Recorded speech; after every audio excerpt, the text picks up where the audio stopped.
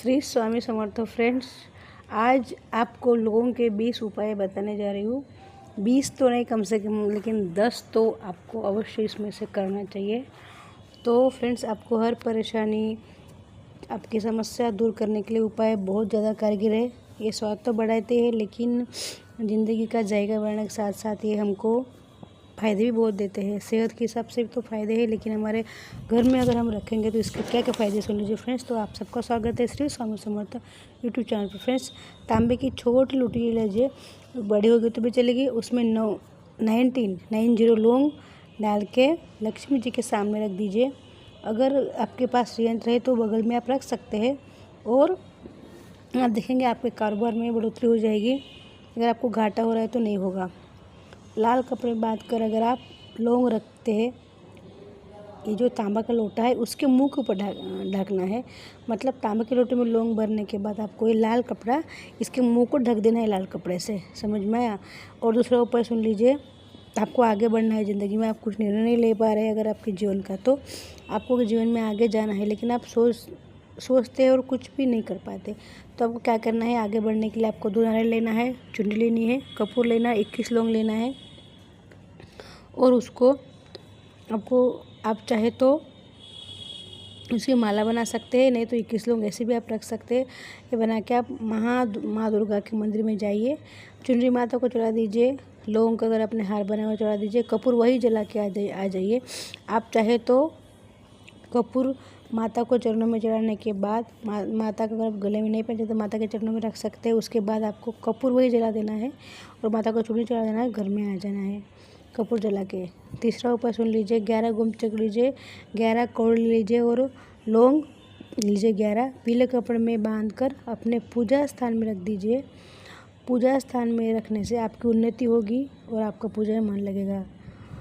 चौथा उपाय सुन लीजिए। अगर आपका काम रुका हुआ है, बनते बनते काम बिगड़ता है, तो आपको क्या करना है? चतुर्थी पर आपको लौंग सुपारी के एक गणपति जी को चढ़ाना है। लौंग सुपारी लेना है और गणपति जी के पैर के सामने, आपको पैर के पास रखना है।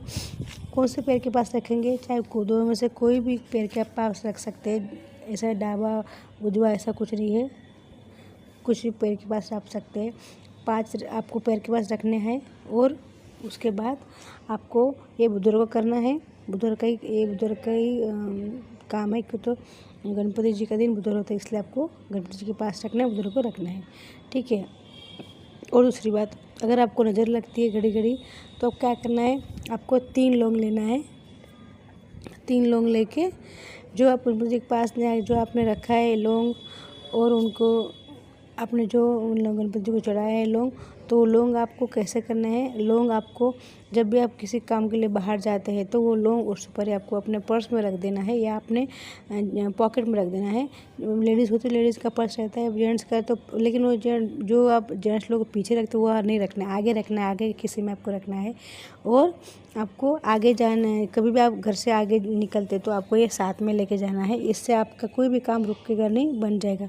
और आपको 3 लौंग लेनी है। अगर आपको एंजाइटी हो रही है, अगर आपको नज़र लगी है, कुछ भी हो गया, तो 3 लौंग लेनी है। और आपको राइट अंगूठे से उतरते हुए लेफ्ट अंगूठे को लाना है, 3 बार लाना है, और जाके आपको पूरा जला देना है। आप देखेंगे आपका शरीर हल्का हो गया है और आपको गुस्सा है वो समाप्त हो गया। ये भी आपको बुजुर्ग करना है। आप चाहे तो किसी दिन कर सकते हैं, कि बुजुर्ग करेगा तो और अच्छा है, लेकिन कभी भी आप कर सकते हैं। कभी अगर आपको लग रहा है कि शरीर भारी भारी हो गया है तो आप कर सकते हैं। संतान सुख नहीं है, आपको ऐसे लगता है कि आपके बच्चे सही रास्ते पर नहीं चल रहे, तो आपको क्या करना है? 50 लौंग लेनी है, चांदी के डिब्बी में या किसी भी बर्तन में बस को भर के रख देने हैं। या आपको बेडरूम में रख सकते हैं, पूरे दिशा में रख सकते हैं। इससे पति पत्नी के रिश्ते भी सुधर जाएंगे और आपके बच्चे भी आपकी बात मानेंगे। और अगर आपके बच्चे पढ़ाई भूल जाते हैं तो मन नहीं लगता है, तो आपको क्या करना है? 5 माला बनानी है लौंग की, 21 लौंग की 5 माला। 21 लौंग की एक माला, ऐसे 5 माला आपको बनानी है, लाल धागे बनानी है। और ये कितनी बड़ी होनी चाहिए? कम से कम आप गले में पहना सकते माता जी के, उतनी लंबी होनी चाहिए। मतलब 21 लौंग की माला तो बड़ी होगी। फिर आपको ये थोड़ी लंबी कीजिए। फिर आपको ओम एम ह्रीम सरस्वती नमः ऐसा बोलकर जप करते हुए माता को चढ़ानी है, सरस्वती माता को। और आप देखेंगे रोज़ अगर आप करते हैं तो, अगर जाप भी करते तो आपके बच्चे की जो पढ़ाई भूल जाते हैं तो भूलेंगे नहीं, उनको पढ़ा हुआ याद रहेंगे। और सेहत के लिए आपको क्या करना है, 31 लौंग लेना है 31, और पान के पत्ते पर रखकर आपको पीपल के पेड़ के नीचे रख के आना है। वह आपको 7 परिक्रमा करने हैं। गंभीर से गंभीर बीमारी अगर है तो समाप्त होगी। अगर आप बहुत दिन से बीमार है, 6 महीने 1 साल से बीमार है, अगर आप चल फिर नहीं पा रहे हैं, अगर ज़्यादा ही परेशानी है तो आप डॉक्टर को दिखाइए। डॉक्टर के दिखाने के बाद अगर आपको दवा चालू है तो उसके साथ में उपाय कीजिए, तो दवा और दोनों काम करेगा। क्यों, तो ये उपाय अगर थोड़ी आपकी बीमारी है, कम है तो समाप्त होगी, लेकिन अगर वो बड़ी बीमारी है तो आपको डॉक्टर को दिखाना पड़ेगा, उसके बाद ही उपाय करना पड़ेगा। ठीक है। और आपको गुरुवार को अगर आपको नज़र लगी है, टोक लगी है तो क्या करना है, पूरे शरीर पर आपको भस्म लगाना है, विभूति लगाना है। अगर आपको हमेशा बुखार रहता है तो आपको भस्म लगाना है, और भस्म लगाने के बाद आप देखेंगे थोड़ा थोड़ा रोज़ लगाइए नहा धोने के बाद, तो आप देखेंगे थोड़ा थोड़ा करके आपका जो बुखार है वो ठीक हो जाएगा, धीमे धीमे करके ठीक होगा। लेकिन आपको ये रोज़ करना है, कम से कम 40 दिन तक करना है। नहाने के बाद भस्म पूरे शरीर पे आपको लगानी है। अगर आपको शनि से पीड़ा है, पितृ दोष है, या आपको मांगलिक दोष है, और आपको आपने बहुत उपाय कर लिए हैं, तो अगर आपका विवाह में देरी हो रही है तो आपको क्या करना चाहिए, आपको मंगलवार को या शनिवार को 5 मुखी दिया हनुमान जी के मंदिर में जलाना है, मंगलवार को या शनिवार को। और ये लौंग जलाने के बाद आपको पानी में, जब आप दिया जलाते हैं तो उसमें, अगर आप दिया जलाएंगे हनुमान जी के सामने, उसमें आप लौंग डाल सकते हैं। लौंग जलानी नहीं है फ्रेंड्स, लौंग आपको पंचमुखी जो दिया बनाते हैं वो दिया में आपको डालनी है। आप चाहे तो 2-3 ऐसे डाल सकते हैं, 3 डालेंगे तो अच्छा, या आप 1 भी डाल सकते हैं, 3 डाल सकते हैं, 2 मत डालिए।